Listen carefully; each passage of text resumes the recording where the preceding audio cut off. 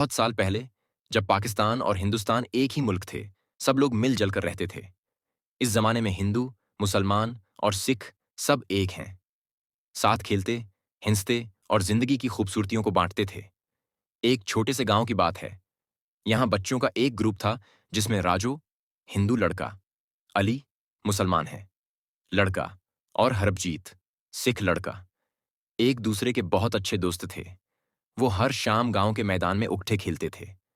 کبھی کبھی ان کی بہنیں پریا، فاطمہ اور گیتا بھی شامل ہوتے ہیں، اور سب مل کر گلی ڈنڈا، پکڑم پکڑائی اور پٹھو گرم کھیلتے تھے۔ جب سردیوں کی شامیں ہوتے ہیں، گاؤں کے بزرگ ایک بڑے پیپل کے درخت کے نیچے ہوتے تھے، بیٹھتے، گرم چائے پیتے اور پرانی کہانیاں سناتے۔ ان کہانیوں میں محبت، بھائی چارے اور انسانیت کا پیغام ہوتا۔ سب لوگ ایک دوسرے کا خیال رکھتے، مذہب سے تعلق رکھتے ہوں۔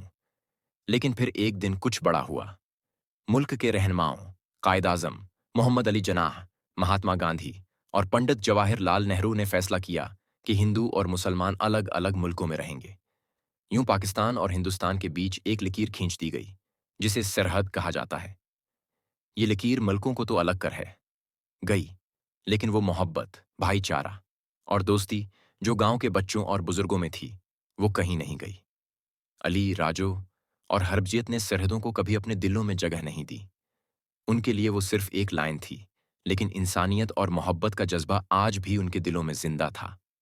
سبق: سرحدیں صرف نقشوں پر کھینچی جاتی ہیں، لیکن دلوں میں نہیں۔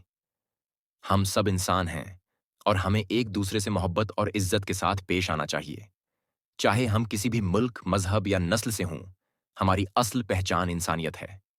پیارے بچوں، ہمیشہ یاد رکھو، انسان ہونے کا مطلب یہ ہے کہ ہم ایک دوسرے کا خیال رکھیں اور محبت بانٹیں۔ دنیا میں سب سے بڑا سبق یہی ہے کہ ہم سب انسان ہیں، اور محبت سے دنیا کو ایک خوبصورت جگہ بنا سکتے ہیں۔